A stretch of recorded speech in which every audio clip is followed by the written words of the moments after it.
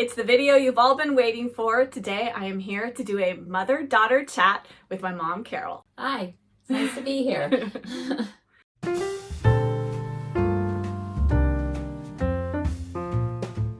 Hello book friends, I'm Jen and welcome to my reading live and welcome to the mother-daughter book chat that you guys have been asking for a very long time. But I finally got my mom. We got so many questions from you guys. We are excited to go through them all. There's questions just for my mom. There's questions for both of us. So grab yourself a nice cuppa something and let us get into all the questions you guys have for my mom and I.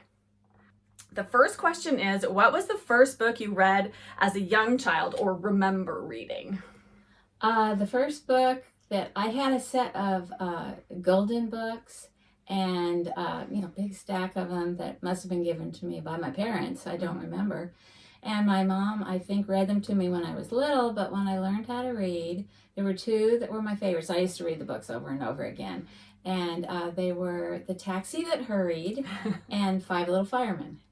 And The Taxi That Hurried was, the illustrations were so cute. And it was this woman trying to get her little boy a taxi because they have to get to the train on time. And it's in New York City and it's busy. And so that's my first memory of reading a book. Mm-hmm. Mom, how did you come by books as a child since the availability was not the same?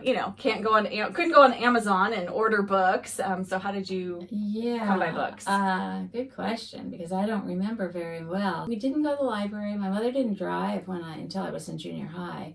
And we lived on the opposite side of town from the library. It was never even discussed. I don't even think it was on our radar to do something like that. Mm-hmm. So I did get books from the school library. Mm-hmm. So, Mom, do you have siblings and are they readers? I do have siblings. I'm the eldest, and I have a brother that's 5 years younger, and then I have a sister who's 16 years younger than I am. So she was born at the end of my sophomore year in high school.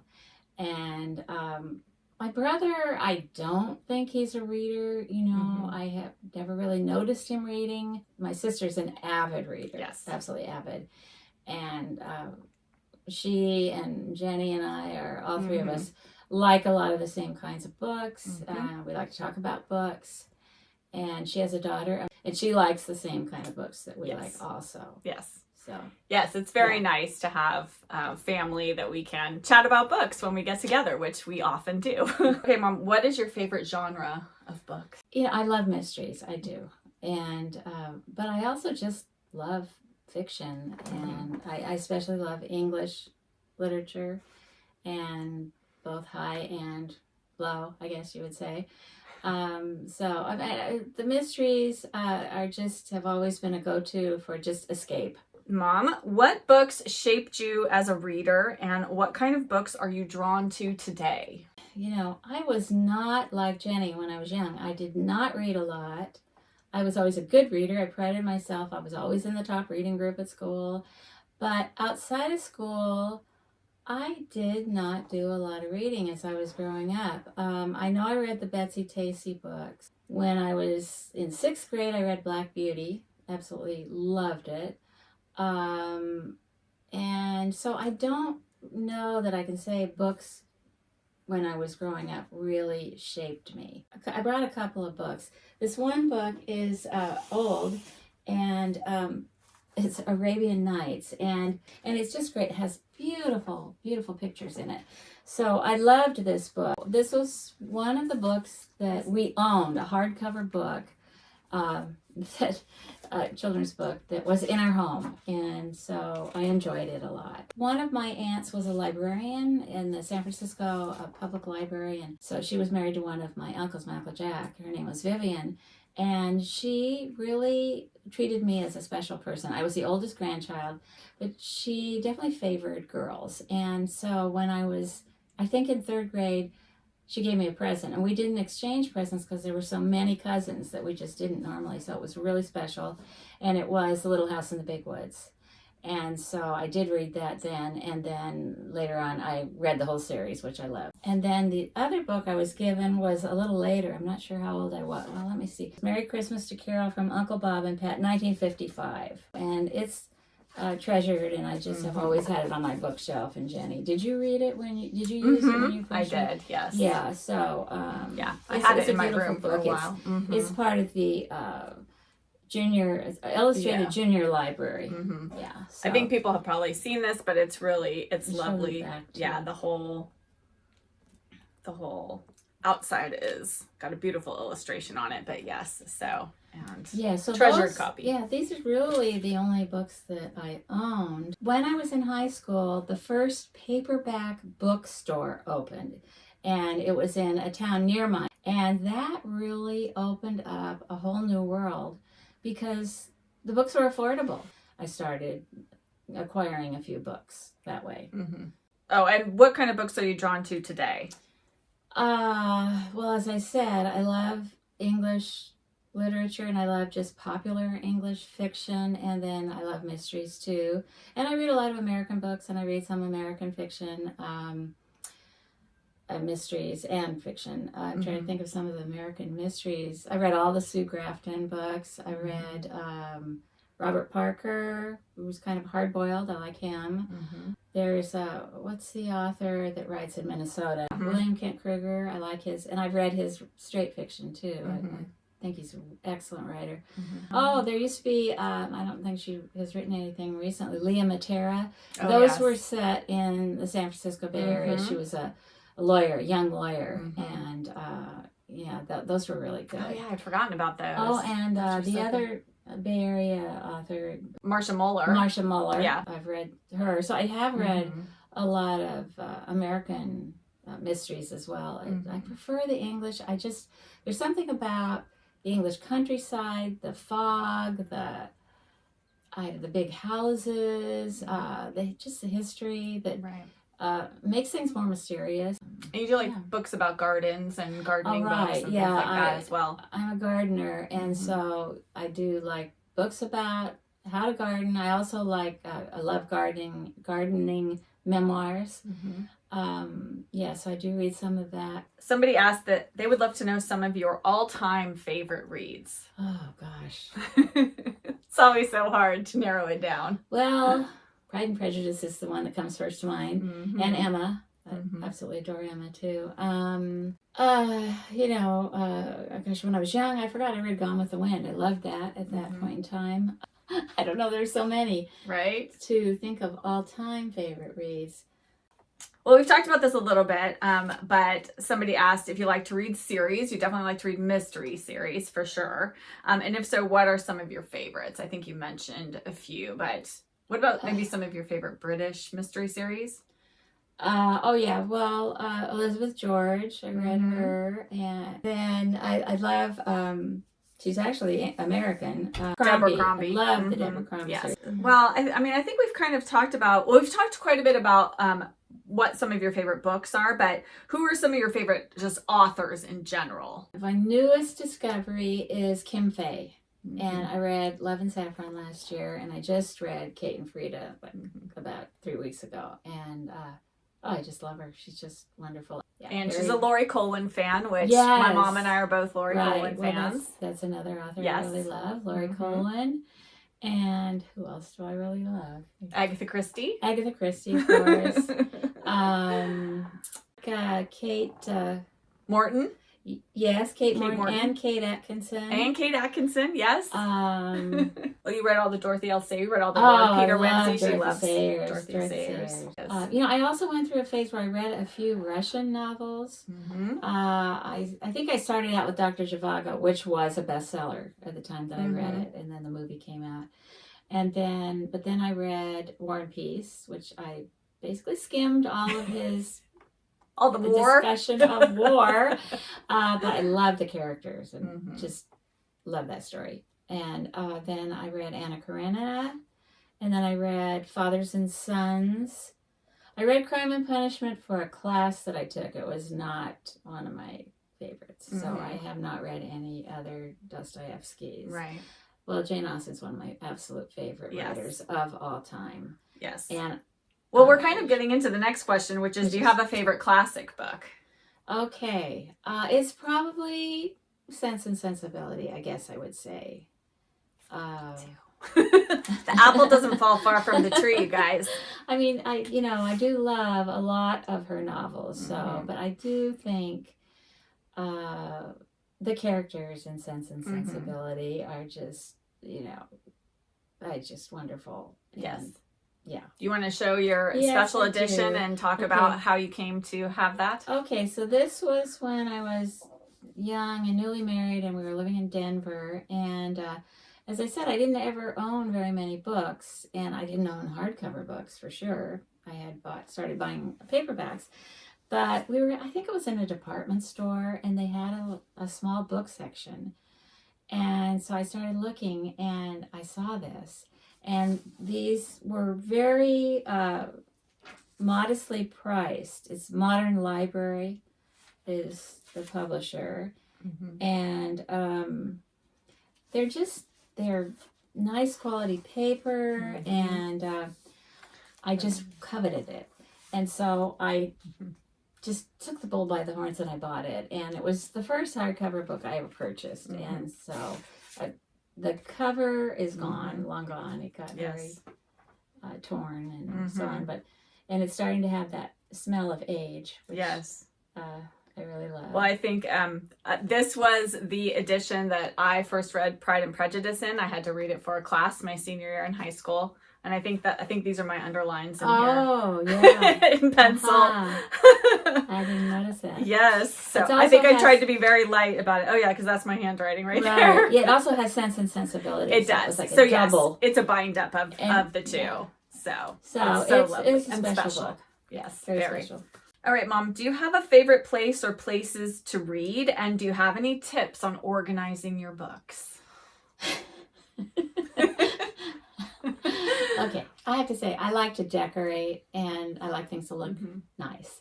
So I don't have nearly this many books at all. I have, when we remodeled our house, we put some built-ins in our family room. So I have the bookshelves mostly with books, but then I have a lot of decorative stuff too that I kind of artfully, I think, try to at least. Very artfully. Decorate it. So then I do my books by how they look well standing next to each other, how well I think they look. They have nothing in common. It just doesn't matter to me that much. So, and I don't really get them down and look at them, very rarely. I do when I go over. Where do you like to read? I mainly just read in the family room because... which is where those bookshelves are. Where they are, yeah. And I have a comfortable chair there. I sometimes, because I have a living room that no one ever goes in hardly, and I have a wingback chair in there that kind of angles away from the window. And so sometimes I sit there like in the late afternoon. I'll read in there. But I read bed at night. Okay, now we have a very topical question. What do you think of booktube and bookstagram, so the book version of YouTube and Instagram? It's because this person's always curious to hear how other generations interact or not with online communities. I have never been on either one. Well, you have. I have? Yes, because my videos are part of booktube. Oh, it's a part of booktube? Oh, I like that. I don't my biggest supporter. I'm what? You're my biggest supporter. No, I love watching Jenny's shows or programs or whatever you call it. I don't even know what to call them. Videos. Yes. Okay. But you do go on Instagram. You follow me on there. For a while, I was really into this British podcast on books. The BBC one? Yes. A Good Read on BBC. Yeah, I think there were two different ones. Yes, well, the Good Read is the one where she has two sort of British celebrities on, and they each pick a book, and they read all three books, and then they discuss them. That's really good. That's a really good podcast. I will link that in the description box for anyone who's interested. Like, do you watch Miranda Mills? I know I've mentioned her to you before. No. I will set that up on your YouTube. And you should also listen to the Tea or Books podcast. That's my favorite. And it's two... is it a man and woman? You did tell me about that. Yes. I forgot. I listened once. I forgot about it. Yes. Yeah, I should get that. They're great. And they compare two books, and then they always have a topic at the beginning, and they share what they're reading, and it's just fun to listen to them. And then the last question that's just for you is, do you have a favorite book of 2025 so far? Okay, well, yes, I do. And I actually listened to it. A friend of mine recommended it, and she recommended listening to it. And it is Drama and Actor's Life. And it's by John Gielgud. He reads it. His life is so amazing. Fascinating story. Really great writer. A great storyteller. I highly recommend it. Okay, well, I definitely need to add that to my TBR. Okay, so now we are going to get into questions that are for the both of us.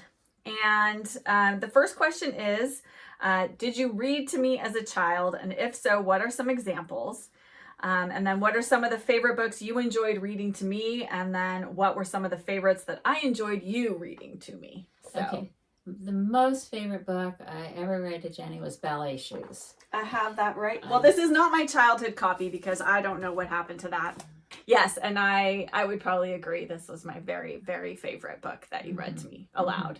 Yeah. So, yes. Right.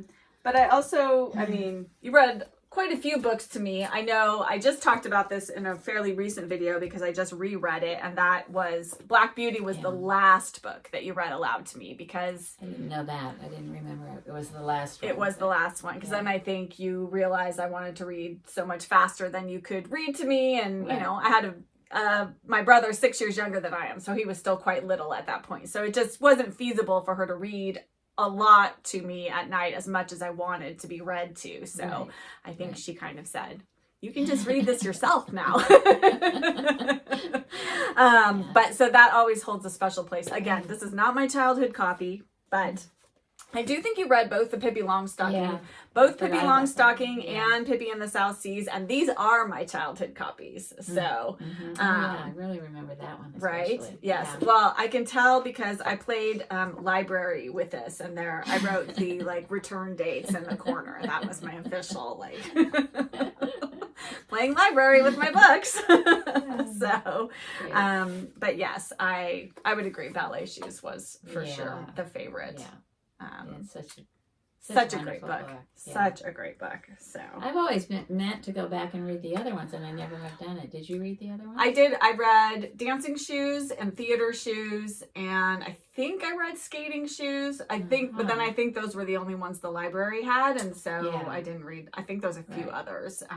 So someone asked, what are some of the first books we remember reading? And I know you mentioned yours earlier, but I think, from what I recall, some of the first books I remember reading were the Richard Scarry books. Like those made such a big impression on me. I loved all the little animals and the little things and the dissections of like houses and different buildings and things. I love to kind of see all the little pieces of all the details of life. Well, I remember I got you the first one was the Great Big Word Book. Yeah. Because I just thought this would be a good way to build your vocabulary. So I read it a lot with both my kids and just had them point out the things. Right. You know, that I would say words and they point to everything. And it was a lot of fun. Yes. To do that. I remember loving the page with all the food on it. Like there's a page that's just got food. It has breakfast like bacon and eggs and milk and coffee and, you know, toast. And it's so lovely. And his illustrations are just wonderful. So those are great books, I think, for kids when they're first, you know, because there's the picture, you can just look at the pictures, but then as you're starting to actually read, it's great because it's just got illustrations with what the word is of that thing. So you can identify words. Yeah. So those are great. The next question is, what are some of the books that you influenced me to read?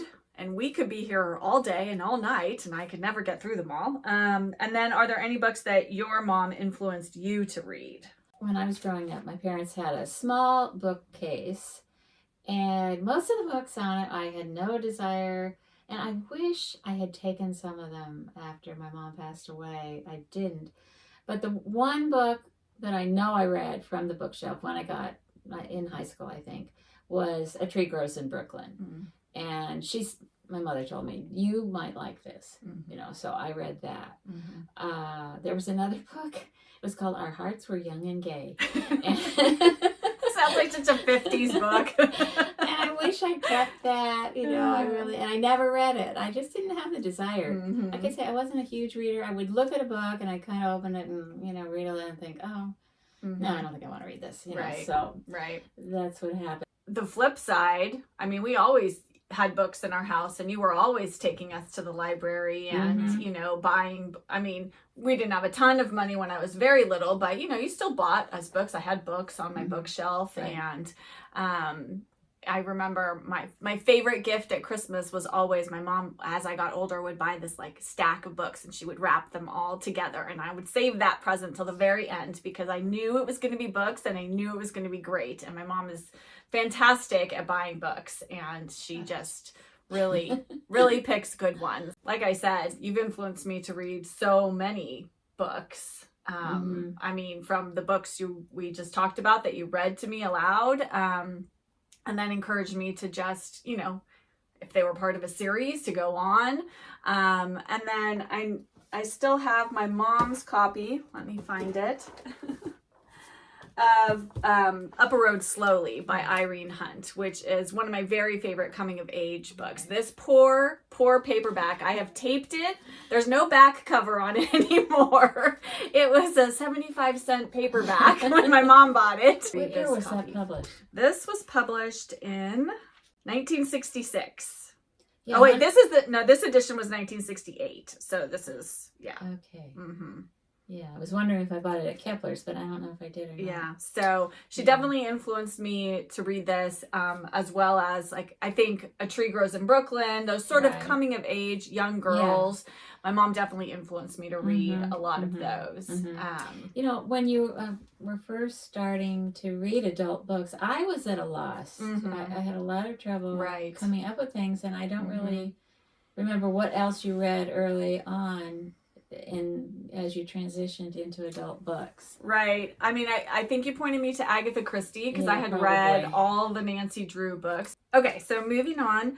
Any tips on raising a reader?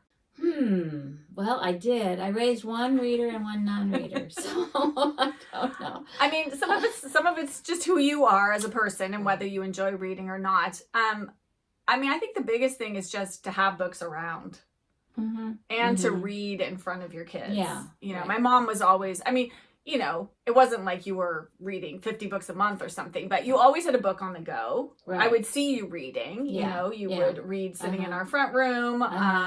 You know, you always had books on your nightstand next to your bed. And so that was just something I did because I saw you doing it. Right. So Jenny really started reading a lot in second grade. She sort of just caught on, and I forget what, they read a Beverly Cleary book in, I don't know if the teacher, Mrs. Johnson, read it to us. I can't remember. Then you wanted to read The Mouse and the Motorcycle, and you read it, and I thought, my gosh, you know, and I told Mrs. Johnson, her teacher, who I really loved, and she said, oh, you know, a lot of kids pretend like they're reading, and I was really... I kind of taken aback by that because I knew Jenny didn't. She wasn't that type of child. Like she had to prove herself that she'd done something she hadn't actually done. She never did that kind of thing. She was actually really, and from then on, she just read and just nonstop. Never stopped. Yes. And always. And we would, you know, always go to the library. My mom let me check out as many books as I wanted, and there wasn't any limit. They had a really nice volunteer program in the summers. The kids helped with the summer reading program, and she did that for I don't know how many years. And it wasn't a nice building. It was an old, I don't even know what was it kind of a portable, these portable buildings. And it leaked. It leaked. There would always be plastic sheeting over the bookcases during the winter because it would leak. We didn't live very far from the library. We didn't. We went a lot. We did go a lot. Yeah. So that was, I would say just, you know, have your kids have access to books is the best. However that is for you, whether that's libraries or buying them books or, you know, their school library. But that's the best thing you can do. And, you know, let them read what they want. I think kids should be allowed to read what they want. You know, I've never put any restrictions on my Right. son in terms of what he wants to read. Yeah. You know, like before bed, he only wants to read Garfield books. And that's what he reads before bed. It's just like his little wind down, but he reads tons of other things during the day. So, you know, I just think any reading's good reading. Right. I agree. Do we go book shopping together? Yes. I mean, not a ton. No, bookstores aren't as good as they used to be. I know we don't have a lot of good bookstores near us, Yeah. so that's unfortunate. We do sometimes go to our local independent bookstore, Rakestraw, right. and we've gone to a few of their author events that they've held. So we've met Susan Branch, and we went to the Kim Fay recently. And we are going to go up. There's a bookstore across the bay from us up in Marin County, and we're going to go out. There's a library and make a day. We're going to go to the library and go check out the bookstore. I don't know how I happened upon this online. I saw a picture of the Mill Valley Library. It actually has like a stream running by it, and it's in wooded redwoods. It looks absolutely beautiful. It has these big, high windows. And then I had heard about the other bookstore in some connection with something. I forget. And I thought, that would be a day's outing. Yes. We could go. We have lunch somewhere, and so that's our plan. We're gonna do that very soon. So I'll be sure to share about that here on my channel. And then someone wants to know: do we talk about books with each other frequently or just in passing? Too much, all the time, probably. All the time. Constantly. And then if my sister's around, we really love to do it. We do. I mean, sometimes we'll just, be chatting on the phone about something or making plans to do something. Next thing you know, we've been talking about books for 45 minutes, so we do love to talk about books. But yes. And then sort of a little follow-up to that, do we do any buddy reads together? And yes, we do. So we've read Persuasion. During the pandemic, we did Persuasion and Mansfield Park, and we did The Tenant of Wildfell Hall. What will happen a lot of times is we just read so many of the same books that then we talk about them. So we may not be reading them simultaneously together, but I'll read a book, I'll give it to my mom, she'll read it. She reads a book, she gives it to me, and I read it. And then we chat about it because, that's just what we do. We're constantly recommending books to one another, and we don't read all of the same things, but we read very similarly. We have a wide cross-section of books that we both enjoy. So remember I just thought of this, and I don't even know where it is. I bought that book at Rakestraw, How to Read, I think it's War and Peace. And I said, I'm going to buy this, and then we can read War and Peace together. You kind of made a face like, I don't want to do that. So I have to look for that book. It's supposed to be a way to break it down. Oh, okay. And make it more readable. Okay, this question gets me every time someone asks me this. Someone said, it wouldn't be a good Q&A without the classic question, you can only take one book with you on a deserted island. What would it be? I guess Pride and Prejudice. I don't know. Okay, so here's my cheat for that, because I have a bind up of all 7 Jane Austen novels. That's what I'm taking with me. You can take that. Well, then you'd have 2. I have 2 then. So I'm going to take my 7 Jane Austens. You take your 2. We'll be set with Jane Austen. I know, because I was trying to think, I want something kind of meaty that I can, and something I want to reread, because clearly if I'm trapped on a deserted island, I'm going to need something I want to read more than once probably. But then I thought if I have all 7, I know. I mean, that sounds terrible. Can it be like the weather in England though? Not like hot and muggy and lots of bugs. That's the kind of island I want to be deserted on. Okay, then someone asked, this is a little bit just about us in general. Do we live close by each other? Were we both raised in California? Do we get together often? If so, do you get together to discuss your current reads, have tea? Yes, all of the above. Yes, we live close by. My mom's about 20 minutes away from me. And yes, not close enough, but not close enough, but still close enough. We get together pretty regularly. I mean, most weeks we see each other. And then, yes, we were both raised in California, here in the Bay Area, actually. My mom was born in San Francisco. and I was born in Redwood City, which is on the peninsula, not far from south where my of San mom grew Francisco. up. Right. So yes, we were both born and raised in California, and yes, we often get together and talk about books and drink tea. And we like to go to tea. We've gone to high tea quite a few times, lots of different places, though a lot of the good places are gone now. Which is so sad. Yeah. We need to go to, I really want to go to Boston and go because the Boston Library does high tea. Oh, right. You were telling me Yes. about that. So I would love to do Wouldn't that be amazing? And then, is there a book or more that we disagree about, and why? And we disagree. We disagree. We do. I mean, we don't get upset about it. No. Well, I didn't read the Harry Potter books. I read the first one, and You're not into fantasy. I'm not into fantasy. I loved Alice in Wonderland. That's really the only fantasy book I've ever enjoyed. So... We read The Hobbit. I never finished it. You didn't finish The Hobbit? I read your copy. I couldn't finish it. I read your copy of The Hobbit. The things you learn. I never read anything more. I liked the idea of it. I liked The Hobbit. I didn't love it, but I thought it was good, and because it's a nice full completion. You know, they go on a journey and they go back home to the Shire. So plus there was an animated version of it that when you were really young, and you didn't really know what was going on. I don't think you're probably about 4, and but there was this one part. I don't know which character. It's Gollum. And he says, my precious. And Jenny thought he was saying my freshest. And she went for days after that going around saying, my precious, my precious. And she kept trying to tell me it was my precious. And I was convinced. I just figured, she liked the word precious. Yeah. Precious. Well, and then I had the book on record from that movie of The Hobbit. And so it also was on there. And so I think that's kind of why it still got stuck in my head even more. Okay. But I say that to my husband all the time now, and it drives him crazy. It's just like, it's not my precious. Okay, and then this one, I've been trying to think about this, and I am racking my brain.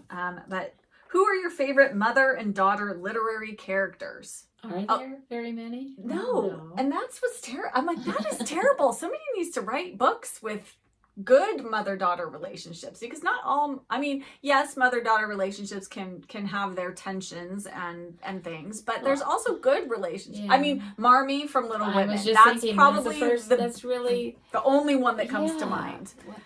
And the only other one I was thinking of was the Joy Luck Club, which I do think, I mean, there's some tension in the Joy Luck Club, but I do think they sort of come to more of an understanding by the end of each other. Okay, that's not, I read that so long ago, I can't remember, but... There's more to the dynamics of those mother-daughter relationships than just, like, negative things, which I feel like a lot of books focus mostly on that sort of... Well, you know, speaking of that, when I was reading the new Kim Fay, that Kate and Frida, I was kind of a little bit upset because I loved Frida's mom so much, right? In which I can't remember her name, from Love and Saffron. Love and Saffron, and sort of the way she was hiding things from her, and I thought, she's the kind of mother you can tell things to, you know. I mean, she was trying to protect her. She didn't want her to know she was going into this war zone. Right. But I don't know. And then, of course, she finds out how wonderful her mother is. They got to know her mother better, you know, by her mother's reaction. Yeah, that was an interesting... I mean, part of it's just a generational issue. And especially younger women, and especially... Not even now, though. Anytime, I think, when you're a young adult woman, you may just feel so far from your mother in terms of what your thinking is like. I mean, I think it's hard when you're trying to sort of forge your own path, and maybe that's not exactly the path your mom wants you to go down. You know, I mean, that's hard. Your mom's trying to guide you, and sometimes there's push and pull as a result of that. So I think, you know, that's sort of an honest look at part of the dynamic of mother-daughter relationships. But I think there's more to it than that, you know. I mean, if anyone out there has recommendations for great books with mother-daughters. I can't even think of that many books where there's a big focus on the mother-daughter relationship. Yeah, I know. Good or bad. Right. So we're down to the final few here. Do we have a favorite fictional character and why, and a least favorite fictional character? I mean, I have a lot of favorite. Well, I mean, Elizabeth Bennet, that's one reason why I love Pride and Prejudice. Eleanor Dashwood, I would have to add to that from Jane Austen. And Emma. Yeah. Even Anne Elliot. She's very flawed. Yeah. Even Anne Elliot from Persuasion. I really like Anne too. Oh, yeah. She's a very different character than those others, but I like her too. Anne of Green Gables. I love her character. I mean, there's so many. There got to be a lot of other characters. Why can't I think of them? I know. Hercule Poirot from Agatha Christie. I mean, there's lots of like mystery detectives and people I like. Oh, there's so many more. I do love Natasha from War and Peace. I mean, that's one of the reasons I really love that book. Jane Eyre. Jane Eyre has to be one of my favorite characters. Right. She's fantastic. Love Jane Eyre. I mean, and to pin down favorites, because books are so varied. They are. And you like them for different reasons. And right. You like the characters for different reasons. Well, I'm reading all the Mrs. Polifax novels right now, and I really love her. She's a great character. And I also like, I've been reading Ruth Galloway. Have you read the Ruth Galloway books? No. Oh, yeah. I think you'll like Ruth. I'll be new to She's a little bit acerbic. You know, she's, she's just doing her own thing, and, she's actually, a Vera, speaking of acerbic. Oh, Vera, right? Yes, Vera. How could you are those? And then, do you have any least favorite fictional characters? I'm trying to think of.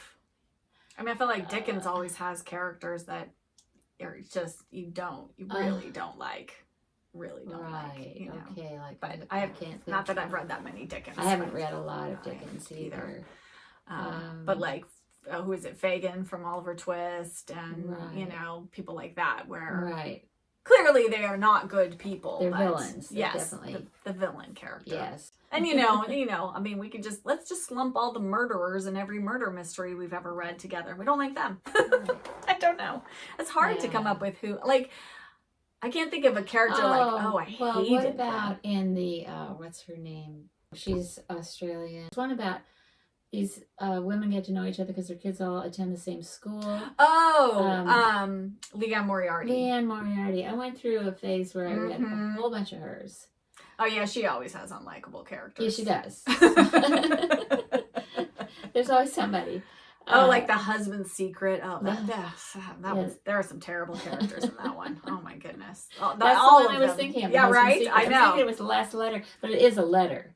Yes, there is a letter. The secret is a letter, so, right? Yes. Right. So. Yeah. Okay. So, people like that. Oh, actually, who I really dislike, and this is sort of a general character archetype that I found, especially in modern novels, is this apathetic character. Oh, yeah, like, you've mentioned that before. They just can't get out of their own way. They're just weak. Like, the book that comes to mind is The Girl on the Train. I just wanted to throw that book at the wall. I hated that book. It was terrible. I mean, she's an alcoholic. She just cannot get out of her own way. And I know there are people like that in the world who just have kind of given up on life, but I just think I don't want to read about it. There seem to be a bunch of books like that have been made into films. Mm-hmm. And I have no patience with them. I just don't. Well, it started with Gone Girl? Yeah, Gone Girl, I think, sort of started this whole influx of those types of books. Oh, gosh, I mean, we could just go on and on. Yeah, we could. Okay, what books have I recommended to you that you've enjoyed? Well, Love and Saffron was... I can remember that. There have been a lot, but I don't remember them all. What other books have you recommended? Oh, my gosh. I mean, there have been just so many. I don't even know where to start. The Kate Morton books, I think. Kate Morton. Started on her because you... Well, Deborah Crombie, probably. There you go. Yeah, Deborah Crombie. Gosh. I mean, yeah. I think Kate Atkinson. I think you got me on Kate Atkinson. Behind this... What is the first No, one? I didn't read that one. Oh, the Jackson Brody... because I haven't read Behind the Scenes at the Museum. Oh, that's such a good book. I know. I have it on my shelf. Yeah, it's right here. Yeah, that's a... Okay, so the second part of this question was, do you have any recommendations for me that I haven't read, or genres that you read that I don't? I don't think you read any genres that I don't read. Gardening memoirs? I like gardening memoirs. Oh, you do? Sure. Have you read it? Have you read some? I think so. And I have a few. I actually have one that I loved, and I have never... I kind of have it as a display book, but you could borrow it and read it if you gave it back shortly. It's called Gardening Letters to My Daughter. Oh. Yeah. And unfortunately, my daughter's not a gardener, so... I'm sorry, Mom. It's one thing not a gardener or a decorator. It's one thing. Yeah, we don't share those things, but... I like both of those things to be lovely. I just can't make that happen myself. I need my mom Look to do at it this for me. room. I- Look at this room. Well, I had some help with it, so. Anyway. Yeah, because I think I read more genres that you don't read than vice versa. Yeah, for Right. instance. Like I read middle grade. Right.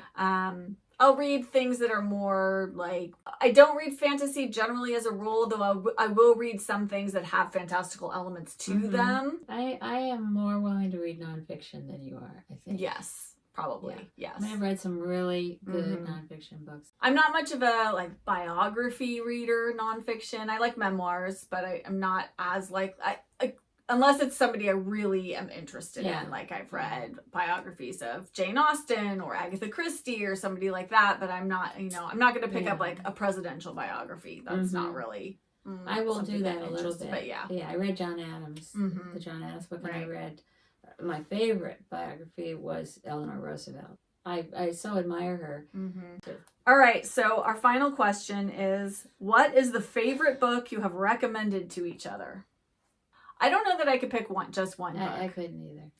So I'm going to say two of my favorite authors you introduced me to. Lori Colwin. Did you discover her when you were working at Kepler's? Was that when you found her? Or do you remember how you found her? I don't. Okay, so my mom found Lori Colwin somehow, passed her along to me, and, I just devoured every book she bought. I just borrowed and read, and now I have my own copies. And Mary Stuart, because I was going through a huge King Arthur obsession in my late teens, early 20s, and my mom said, oh, you should read the Merlin series by Mary Stuart, and I devoured it. And then I think you might have maybe had another one of her just romantic suspense novels on the shelf. I think I did. And you said, oh, you might like this as well. And then I was working at a bookstore at the time, and they were hard to find at that point in time. You just couldn't find Mary Stuart on a bookstore shelf. And so I ordered them because I could do that through our bookstore system. And I read, I think, all of them that I could get my hands on at the time. So yeah, I read a lot way back in okay, well, my memory, love and Saffron, and Jenny, told me about that. What else have you recommended to me? Remind me. Oh my goodness. A lot. I know. Well, Kate Atkinson was one. Which one of us got started on Helene Hanff? Was that you or me? I think that must have been you. And you gave me 84 Charing Cross Road. Oh, okay. And then I remember you gave me Underfoot in Show Business because I was into theater. And so you gave me that one. Also, Apple of My Eye, which is about just her life in New York City. Gosh, I don't, it's so hard because we recommend books to each other just back and forth. So sometimes it's hard to know, did I recommend this to you or did you recommend this to me? I know you've recommended a lot more than what I've just mentioned. For sure. Like I said, my mom's a really great book gift giver. My mom gave me this for Christmas, actually a couple years ago. 3 years ago. But I finally read it this year. Oh, right, the Louisa May Alcott. Yes, The Bee and the Fly, The Improbable Correspondence of Louisa May Alcott and Emily Dickinson. And it's an epistolary novel. So easy. I mean, it's such a quick read, really fast read, but just fascinating. It imagines, you should. It imagines a correspondence between Louisa May Alcott and Emily Dickinson, and you really feel like this could have happened. And it's nice because the end does talk a little bit about that, about the historical perspective on why they decided to write this. And then they actually have quotes from their actual writings that they've incorporated into these letters, and so they reference all that at the end, so it's really kind of fascinating. But this was just such a great book that good. Like I said, my mom's just a great book gift giver, so there, I'll give that to you so you can read that. So well, this was fun. It was fun. Was that okay? Not too hard. But thank you to everybody who sent in questions to ask for us to ask each other. And this was really great. I hope you all enjoyed getting to know me and my mom a little bit more and learn about our reading tastes and how very similar they are. I'd love to chat with you down in the comments. Anything you'd like to share about what my mom and I shared here today, or any other questions you might have, I'd be happy to answer them as well. And if you did enjoy this video, if you could hit that like button and subscribe if you aren't already subscribed, I would love to have you join my bookish community. And as always, I'll be back with another video very soon. Bye! Bye.